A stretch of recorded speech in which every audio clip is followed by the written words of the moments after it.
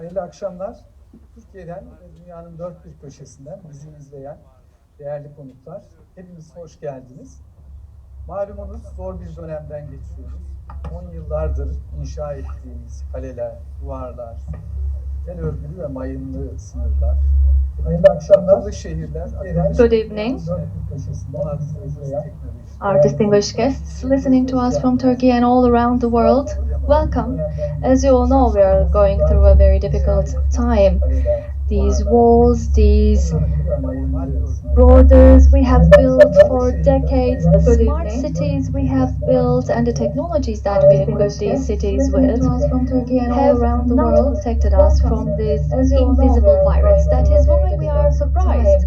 And we wanted in these times to talk about our habits and to question our usual habits. Let's try to make sense of them once again and to reinterpret them once again. And while doing this, of course, the most important action of people is thinking again, rethinking. By rethinking and reinterpreting, we wanted to go to a mental journey. That is why we called our program as Rethinking and Reinterpreting, and we call this program as a mental journey.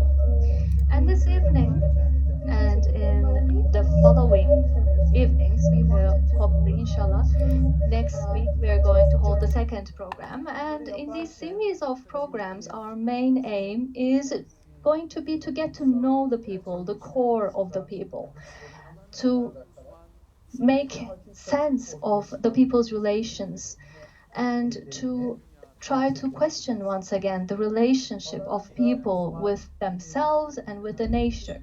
And while we're doing this, of course, people's individual, national or regional interests will be put aside, and we will try to reveal the reality. And this is how we would like to hold this action of thinking, this act of thinking. And we will come together with the people of culture, people of intellect, that are experts in their lives. We will come together with these experts from Turkey and from all around the world. We will come together once again, and we will try to question all of these once again, to understand these once again, and make sense of these once again. Let me briefly inform you about the format. We are going to ask the guests 10 questions, and we will have 50 minutes of time, and this program will be simultaneously interpreted to English and Arabic, and this will allow everyone from all around the world to join this mental journey. And since this is the first program, if there are mishaps, we would like to beforehand apologize, and we are hoping for your contributions and recommendations about the program. And once again, I hope that this program will be very useful for all humanity. This evening's guest is Professor Dr. Kemal Sayar. Welcome. Thank you for accepting to be our guest in our first program. And inshallah, hopefully, this is going to be a very nice beginning. And if you're ready, let's start. Let's go ahead. Yes, thank you. We hope that it will be very useful and blessed for everyone. Yes, of course, you can give us your time as much as you want for the questions. We don't want to take much of your time, and we want to address the entire world, not only to Turkey. So let's start with our first question, if you like.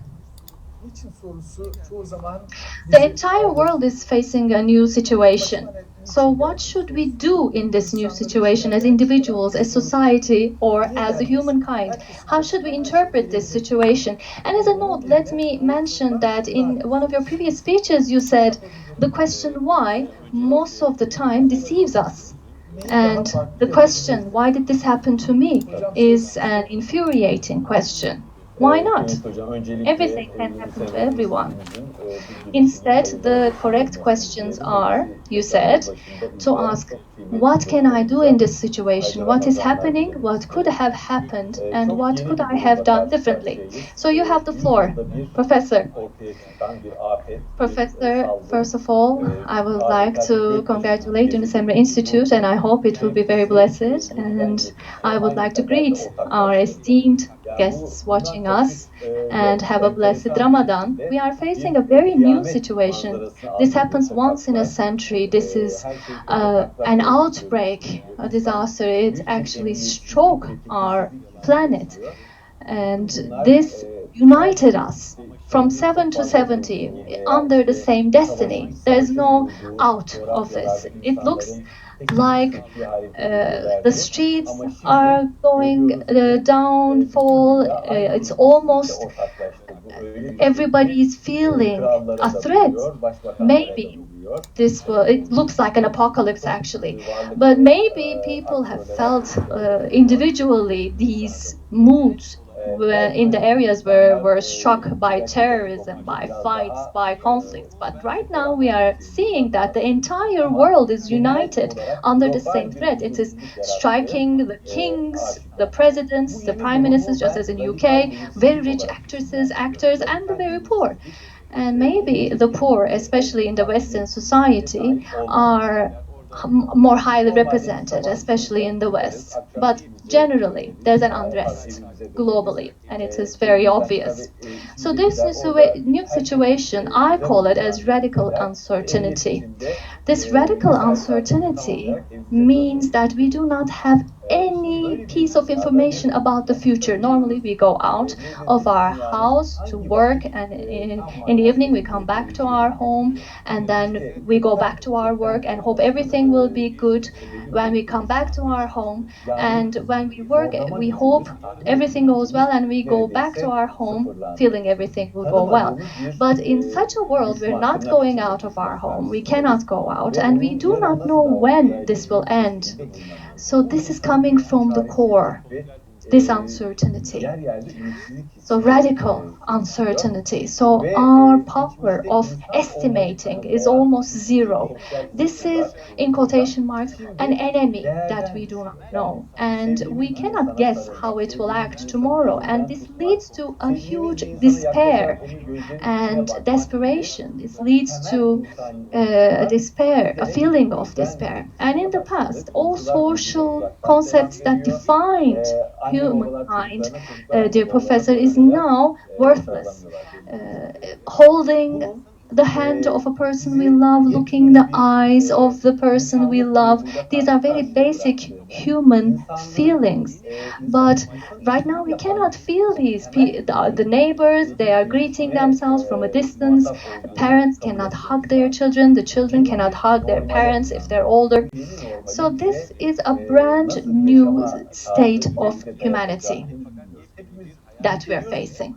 This is a very basic core that makes human beings human, but this is a very new situation. We woke up to a new normal, and this new normal, we don't know how or what type of a lifestyle it will bring in the future. We will hope that very fast we will go back to our old normal, but most probably, we will not be able to go back to the old normal.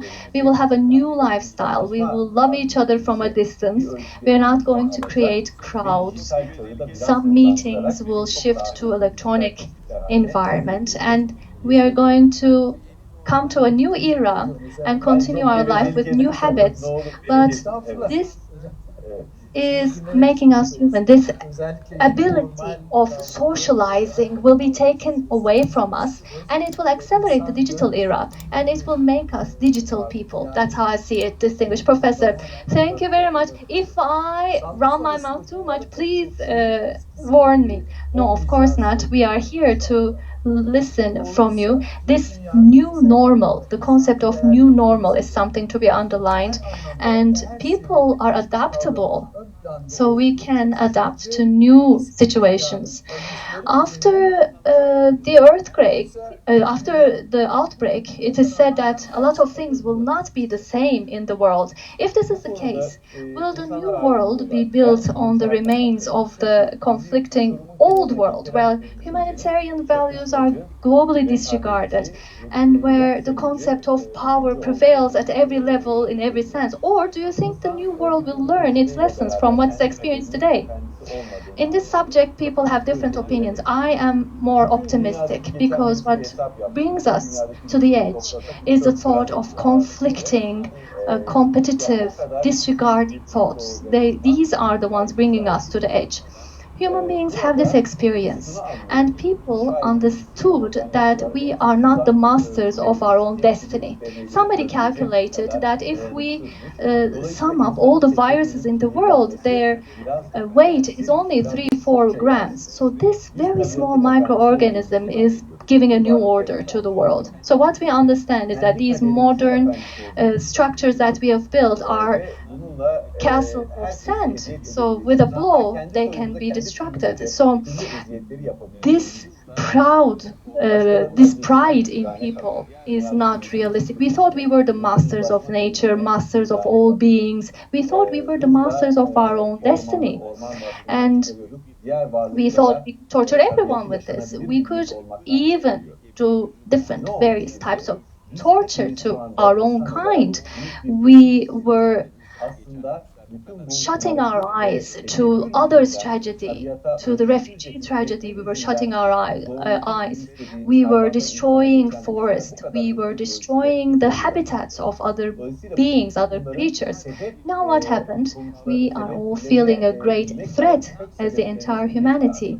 So we were spoiled and we were trying to master the entire nature. And because of this, these lunatic microorganisms spread very easily throughout the world. So we have to go down to the root reasons of all of these, and we need to build a good relation of causality. It's not that one virus was revealed and a disaster happened. This is human-made disaster. So what is our responsibility here? We need to think about it very well. So if we consider this, I think that a new paradigm should come out. People are being cruel to other people, so we should set aside this paradigm. We should shift to a thinking, a new paradigm that people are each other's shelter, people are each other's cure.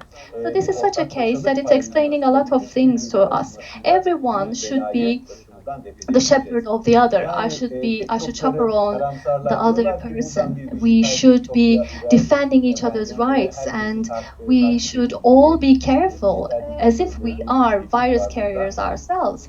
And this cooperation, this collaboration paradigm will make us overcome this trouble. And a lot of pessimists say that a digital dystopia will emerge and everybody will be followed with this digital dictatorship. This is a shift to that order. But I say there's no other way out other than helping each other, showing mercy, showing grace, because we are face to face with a disaster that could destroy the entire humanity unless we take the necessary measures. So maybe this will set us back, centuries back. This is a disaster that we are faced with. If we do not show solidarity, global solidarity and help, because we see the clues of this, and these clues are seen in the inter-societal solidarity and inter-community solidarity as well. A lot of people are helping people in need, and this feeling of solidarity, this feeling of mercy, this mobility of mercy is helping us, or is going to help us overcome this, in my point of view. Thank you very much. Especially today, I have seen it in your social media account, and it really affected me a lot as well. The Spanish minister was talking about the people who passed away, and he cried. And your caption was very important. You said, feeling the other as if they are yourselves. It's not empathy, but it's mercy. It's seeing someone else. It's seeing yourself in someone else. We see it actually in nature. In nature, everything works for the one that is beside them. None of the water resources will drink the water itself. None of the apples will eat the apples for themselves. Everything in nature is for something else. So hopefully human beings will have this sensibility. We don't have any other chance, dear professor. Someone else's pain should be our pain. Otherwise, we will not have to move forward. Your institute is called Yunus Emre, and Yunus Emre says, whatever you think yourself, you should think the other is that. Whatever you wish for yourself, you should wish the same for the foreigner or for the other. That should be our motto. Okay, our question number 3. Today, in whichever culture, we are at an age that cannot resolve the individual's isolation, anxiety, and feeling unsafe. In such an age, how could people be conscious of themselves and feel safe? And let me mention once again, in one of your previous speeches, you said that in every culture of the world, knowing yourself is the ancient wisdom. And Yunus Emre says, as you know, knowledge means a full grasp of knowledge, and knowledge means to know yourself. You gave this as an example. Could you explain it further? Knowing yourself, being conscious of yourself, is the core of all ancient wisdom. In Delphic chapel, in ancient Greece, it says, know yourself. And our Prophet, the Great, says that whoever knows the God knows themselves, or whoever knows themselves knows God. So actually all civilizations says that people should face themselves, should go deeper in themselves. So these are all seen in all civilizations. People should know themselves with all of the shortcomings, all weaknesses, all mistakes. People should have this courage. We can call this courage as the courage of being. Being is not very easy. Owning is very easy, but being is not very easy. So for this, people should exert efforts and should feel pain. William Faulkner has a very nice speech when he took the Nobel Prize. He says, pain and tears. I wrote these stories with pain and tears, he says. So in order to be, people should go through pain and face pain, and also from time to time shed a tear. And also sweat, of course. Faulkner also adds that. Should work for things. Today's society is a little bit going to the easy side. So we are all living in this era of touch screens. We have our washing machines, our TVs are on the touch of our finger, and a remote control. We don't have to exert efforts. But when we look at the ancient civilizations, the Bible says going through a narrow door. Quran al-Karim says climbing a steep road. So people, in order to get a reality, should feel pain. That is the invitation. If you do not welcome pain, if you do not exert efforts in a road, you cannot get the blessings of that road. People to know themselves should come from setting aside deceiving yourself. All these giant mirrors deceiving you should be set aside, and people should be able to feel their own weakness. And this coronavirus outbreak, I believe, is both an important opportunity for people, and it's an important time because it has left us alone with our own weakness. And with this weakness, this helplessness, a lot of questions emerged. These questions are that my life is so fragile, my life can end this simply, and what type of values should be in the core of my life? What value should be the priorities in my life? How should I feel?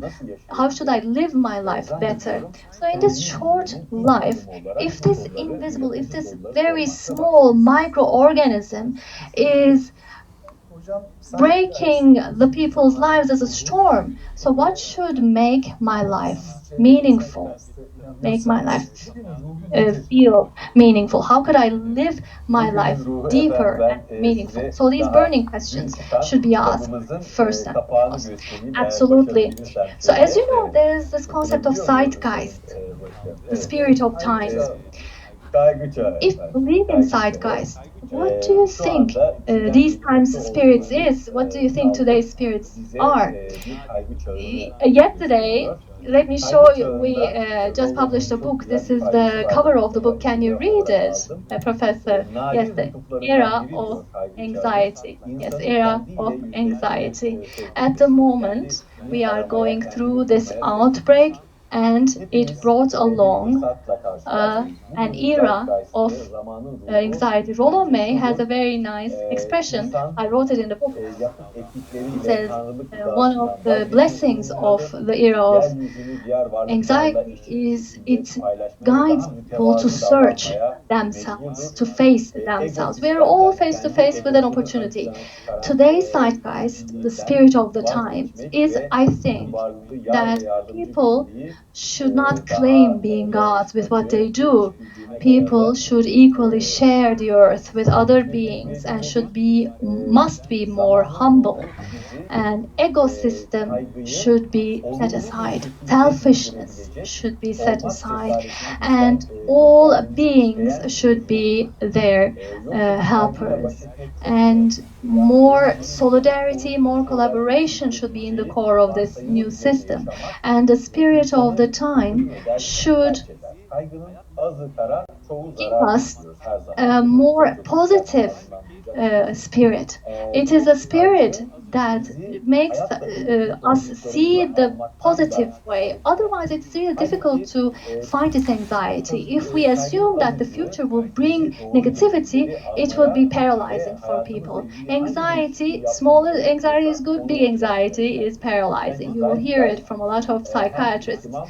Major anxieties would also hinder us taking the responsibility of life. But a little bit anxiety leads us to take necessary measures, correct measures, and whatever changes are necessary in life, it steers us that way. I believe zeitgeist takes us to the spirit of times, tells us, calls us to be careful about the others, be mindful about the others, and also to take responsibility for each other, to take responsibility for the earth and for the other creatures, for other beings.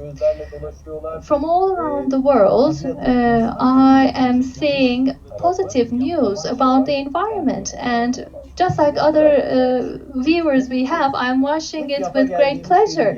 Seas are clearing up, dolphins are in the shallow lands, and the wild animals are going through the streets. So whatever was hurt by human beings in the nature is healing. Nature is healing itself. So this means that we don't have to continue to do what we are used to do. There are some things that we're hurting. There are people that we're hurting. There are trees, animals that we're hurting. So we should refrain from them. I think the spirit of the times is the spirit of solidarity and collaboration. Thank you very much. Very nice. So can isolated people be free? And what type of freedom means happiness? Oh, it's a difficult question. As long as we don't have our spirits locked down, how could we have our spirits locked up or locked down if our spirits are the slaves of ambition? Then it means our spirits are locked down. So people have the ability to dream, to imagine. Dear God, Allah gave us the capability of imagining, and Yahya Kemal in his poem says that human life ends when the capability of imagining ends. So it means that when we no longer imagine, when we no longer think, people will cease to exist. So people is different from all other animals, for all other beings, and people as a superior being than all other creatures has the ability of imagining, of dreaming. The superior functions of our brains tells us that we could see concepts, a lot of concepts. For example, we have the concept of art, we have the concept of beauty, and we can imagine the future. So this is how people have the power to overcome all types of prisons, dungeons. A lot of powerful people who had the experience of prisons, Ali Izetbegovic, Nelson Mandela, people like them were imprisoned, but these four walls weren't enough to imprison these people because they kept on imagining. They kept on imagining a better world. Gandhi has a very nice saying, reiterated. It says, "Be the change that you wish to see in the world. I should change first. And for that, I should go to cling on the wings of the imagination, and I could go fly away from all types of isolation." And there are a lot of nice anecdotes. A French writer, Mastre, was punished to stay in a room for a month, and he turns this 1 month room imprisonment into a novel. There is a novel that he has written where he describes in detail of what he experienced within that month. So people, to overcome this isolation is very easy. So please do not complain very much from isolation, and believe me, even isolation is a blessing. A lot of people don't even have this opportunity of being isolated. They have to continue working under harsh conditions. That's why please use this time to sharpen your imagination, plan your future, and be even more productive with your time. Go deep into the wells of your soul and feel this moment as an endless moment. Try to value this time. You're very right. This virus, maybe it makes us question what was normal before, because we are living in a rational era, and we always used to set aside the emotions and the imagination and our dreams, but taking this opportunity, we are bringing them to the forefront once again, and we could see this as an opportunity. Yes, it is. We maybe in the future we won't be able to find it in the future. This long pauses. Yes, you're correct. So, how do you think the risk of people becoming a threat to their surroundings outside of their control affects us? Can there be other repercussions of this? It's obvious that there is a case of feeling unrest, because what makes us human beings is the closeness we build with other people. The basic thing that makes people happy is human contact, human closeness, to see ourselves in someone else's eyes, to see the reflection of our stories in someone else's eyes. And once you cannot see it, when you have to just wave at someone from a distance, when you cannot embrace, when you cannot hug each other, our humanity is diminishing a little bit, because touching is a feeling that defines people. Maybe we were disregarding it until today, but I read a doctor's memoirs. He was working, a foreign doctor who was working in the COVID ER service for a newspaper. I read it, and he says, the intubated patients felt relaxed when I held their hands, and they don't want to give up my hand. People contact, human contact, brings along a lot of emotions. When we touch someone, when we pat someone in the back, when we tear the face of someone, these are actually actions that words cannot express. We say things with our actions. So being deprived of these will make us more frozen. I accept this. And maybe in the future, we will have to continue these measures a little more until the vaccine is discovered. We will feel unrest when we see people. We will change our way in the pavement. We will not want to go to crowded places. But I hope this will not be the constant order. I hope we will have a fast breakthrough with the vaccine, because the longer it gets, the more normal it will become, and the digital world will emerge. Yeah. And Professor, in this period, just as everywhere else, all sanctuaries are also closed. Mosques, churches, houras. So what does this tell us? How could you interpret this? It's one of the most difficult things, most challenging things, because these places are not only the places of prayer and worship, but also these places are where social solidarity happens. People, after a prayer, chat with each other. They go and have maybe tea. They watch and hear their own stories in the other's eyes. They were having human contact. And now, especially the people over the age of 65 are locked down in their houses, and sanctuaries being closed down is depriving a majority of the people of socializing. And we are deprived of very basic rituals that makes us, for example, Friday prayer. This is the spiritual coordinates of the people. Bayram prayer.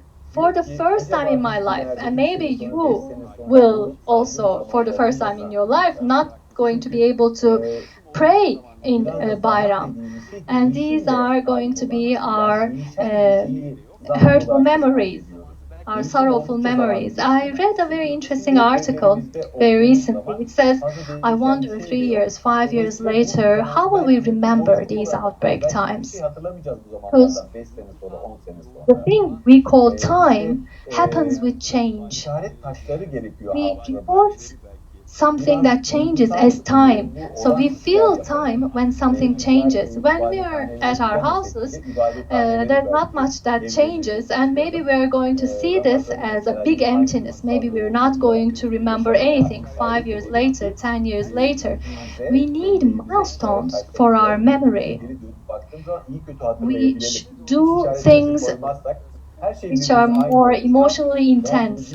And maybe when we cannot go to sanctuaries, we can pray at our houses. Ramadan, maybe we will try to experience Ramadan, Eid al-Fitr with these memories.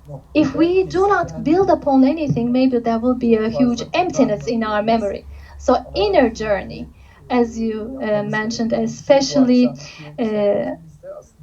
to define yourself, to enrich your imagination, this act of thinking is something that all humans share. We don't use it maybe that much, but it is something that we should do constantly. And tonight's conversation is actually a process that triggers that thinking.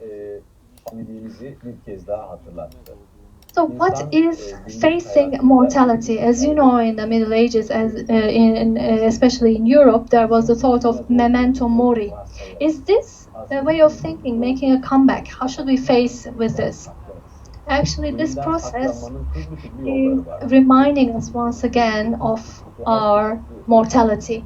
People deny mortality in their daily lives. We think that we are unbreakable and death will not touch us. We all know that we are mortal, but we put it back in our conscience. There are a lot of ways of refraining from that. For example, consumerism, the speed, adventure, these are all making us run away from death. However, death used to remind us of itself throughout our modern life, but today it is reminding us even more than before. It's abundant on the streets, and this leaves us alone with the thinking of change and death. Is it now? I'm not ready. I thought I would have more time. These are the things that we ask ourselves. And Memento Mori, remember death, advice is actually advising us to live correctly. This advice of Memento Mori means remember that you're living. You are living. Do not live as a dead person. Live to the fullest. Make the most use of every moment. Spend good time with the people you love. Spend time with what you love the most, doing what you love the most, and try to transform what you think is bad to good, and leap forward in living. That is what this saying tells us, because if we continue living life without any enjoyment, then there's no difference between living and dying. So if we don't live life to the fullest, then we would be a member of the living dead. So if we want to live a more meaningful life, we should have a good reply to the question why we are living. And we should be part of a bigger whole. And we must look for the answer of the question why. As a philosopher says, I talk about this in my books a lot, the people who answers the question why would answer the question how. So facing death would thinking about that, contemplating about death, and upon that to reorganize life. Actually, it's very in compliance with your concept, rethinking, you say, and we are in unique times of rethinking. Especially the subject of breathing, breath, is increasing our awareness, of course. In one day, it turns out we breathe 23,000 times. My used to say, every breath has 3 reasons. Contemplating, thinking, and thinking. So now we understand the reason. Actually, between the 2 breaths, the time that elapses is around 3 seconds. Contemplating 1 second, and thinking 1 second, and thinking 1 second. So Memento Mori came with a good approach, a positive approach from you, and it means not to remember death, but to remember that we're living.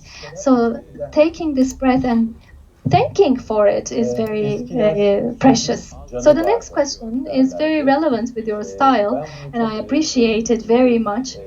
You say the language you choose or the language you use becomes your destiny. Do you think speaking positively have an impact on thoughts and actions? So old people used to say, a word has a life. I think it's very important. So a word comes out of your mouth. It's a vibration. And this vibration goes to the ears of the next person. Maybe it frustrates them, or maybe it makes them happy. But that word is in space, in this air. However we define life, whatever words we choose, means that we are choosing our universe in this way. Spinoza has a very famous word, if I'm not mistaken. What Peter says about Paul gives us more idea about Peter rather than Paul. So when we are describing something, with the words that we use, we describe ourselves. We describe the borders of our own universe. So about this, in one of my books, I shared a story. If you allow me, let me express that. 2 men were sitting around the walls of a citadel, and 2 journeymen, 2 foreigners come, and they would want to take permission and come within the citadel, and they ask for permission. They say, we want to settle here. And the guardmen, these two men in the door, in the gate, say that describe the people of where you're coming from, and they try to describe them as they were terrible people, they were torturing us, they were horrible people, and they were disgracing the people that they were coming from the place that they were coming from. And the guards say that go your path, go along, don't come in, because the people in here are in the same way. Some other people come and they describe their village as perfect, as the people, joyous people, and the guards say, you're welcome, come in. The people of this village are as the people of your village. They're joyous. So whatever words we choose to describe the universe, whatever beauties that we see in the world, makes our own world better. In the Mesnevi, there is a story about the Prophet Jesus, and one of the prophets says about a smell, they say it stinks, about Jesus says, how white are their teeth.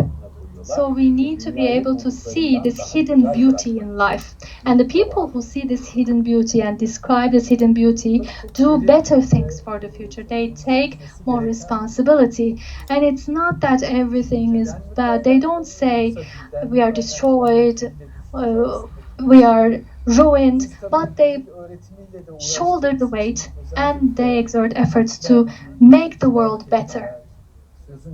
Of course, this is a very deep subject that needs more contemplation. Is it because of thought, or is it because of language? Is it because of word, what you say? This relation with your mind and your language is very important, and we are also working with language training and education. And what language you choose, what words, beautiful words you choose, are very meaningful. So it means that we should be careful about them, at least maybe not at the level of contemplating, but maybe thinking about every word that goes out of our mouth. Yes, we have to be careful about every word that comes out of our mouths.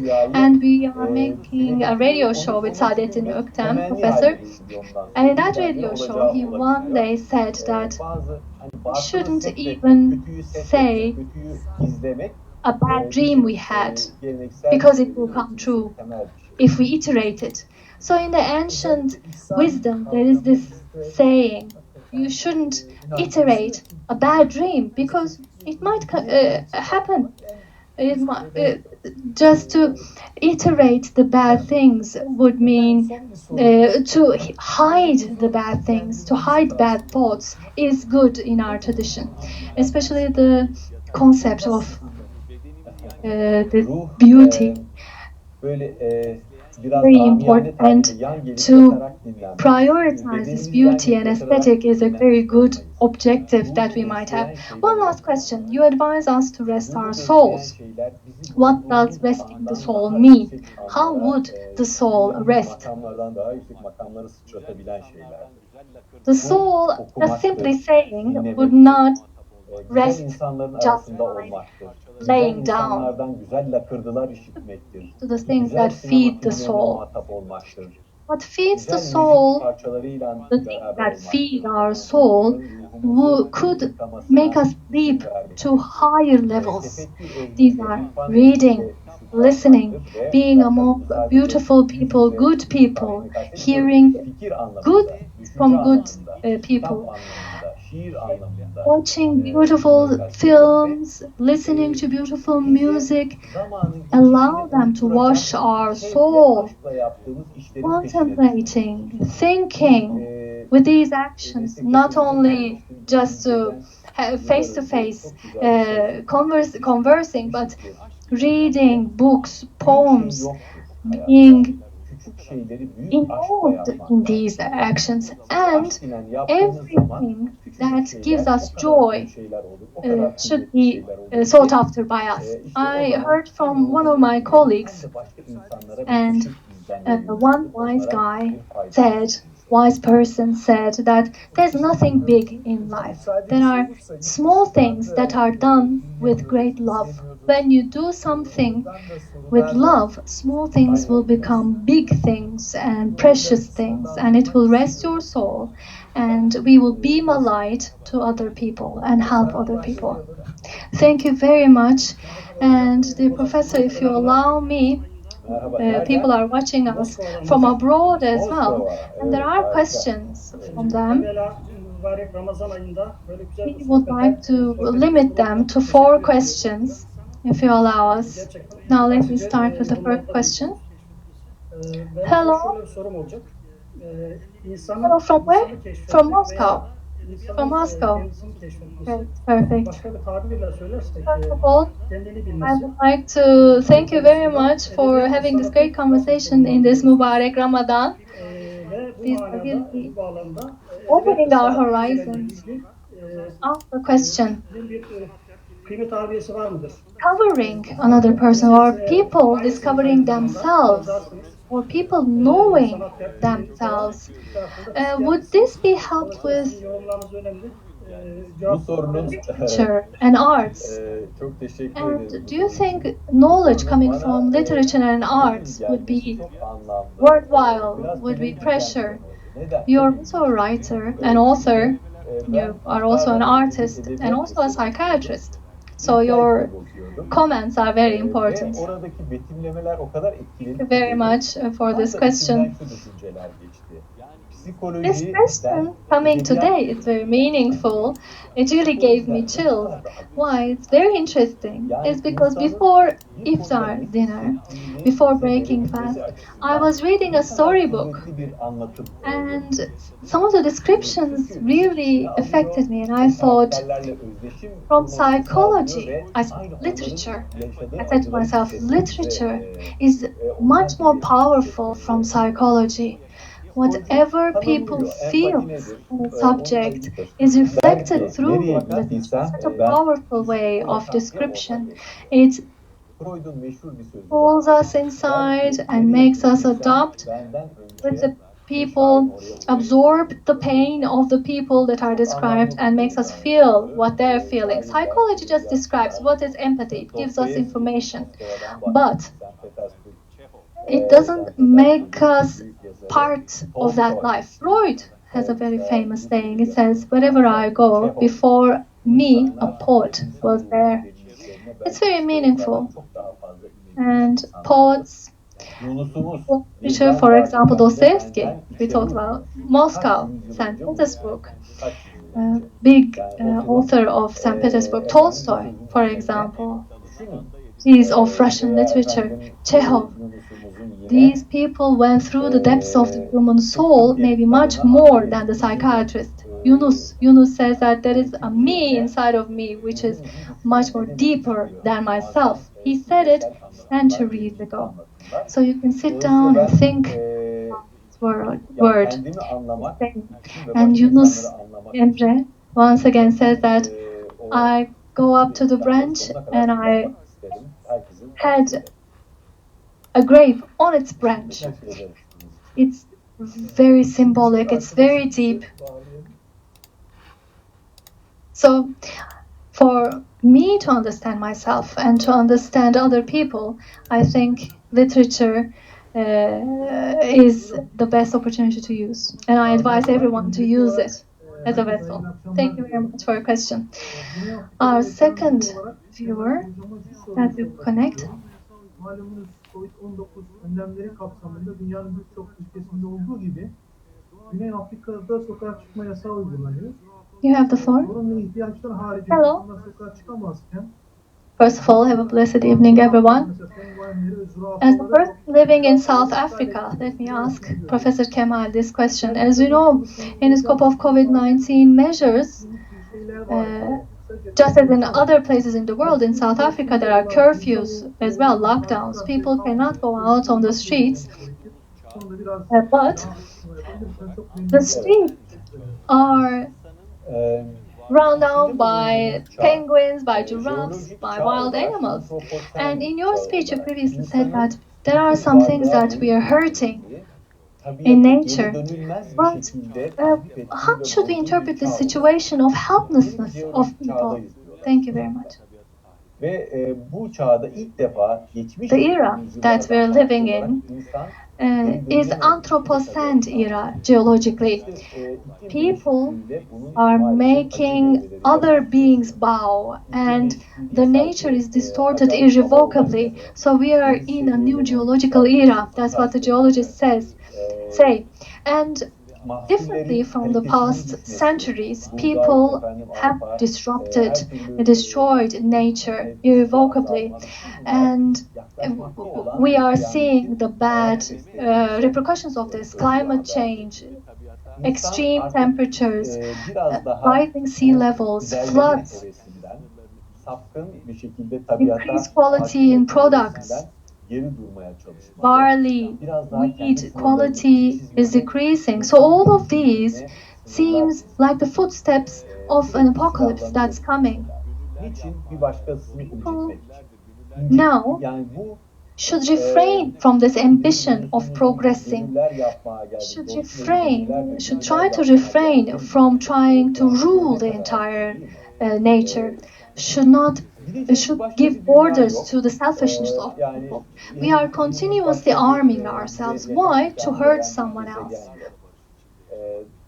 So Yunus Emre said that I'm here to make hearts. The friend's house is where I came to mend hearts. So this is totally against this principle. There is no other world that we can go to.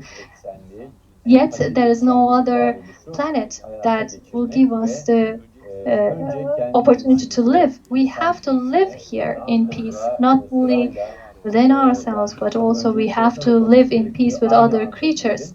That is why maybe as human beings, we need to be more merciful, and we need to have a being with more empathy. So first to our own kind, to humankind, and then of course we don't need to prioritize, but simultaneously we need to be friends and helpers to the entire beings. There's no other way out for the humanity, for human beings. Günlük hayatını etkilediği Professor. ve değiştirdiği malum. Böylesi alışılmış düzenin dışında seyreden zamanları sanatçılar Greetings from Bahrain. Bu durumun onların Question is, the concept of virus and quarantine is affecting people's thoughts, feelings, lives, actions in daily lives, in brief. And these times are so different from what we are used to. So if we consider the artists, do you think that this situation would have an impact on their intuitions, their internal conflicts, in brief, their process of creation? Do you think it will contribute to or impact their way of creation? Thank you very much. Very recently in Twitter, someone said something in social media. As you know, in the time of the Great Plague, there were a lot of productive writers, authors. Shakespeare, three magnus opus were written in time of plague. Boccaccio, Decameron, he wrote it in the times of plague. So these people, that friend who wrote it on Twitter said that in those times they didn't have social media. In our day, we are living a life that is centered around internet, and that is, we recently published a book about it. The book is called Network. It is just like a net. It sucks you in and you don't realize how you spend your hours. We are faced with this new medium where you spend your hours without realizing. And we need to, as much as possible, stay away from social media, shut down our phones, turn down our computers, and we should open ourselves to life, to experience. Life experience means reading a book, thinking, contemplating, watching a film, by losing yourself in a film, listening to music, lose yourself in that music. That is how we can live. But if I read 5 pages of a book and then for half an hour I spend my time on social media and just imprison myself in that barren discourse, it will not help our productiveness.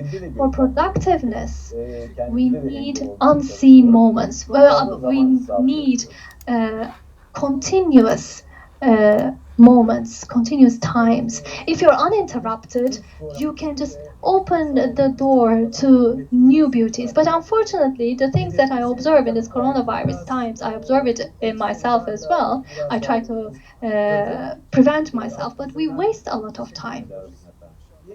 Thank you very much, Professor.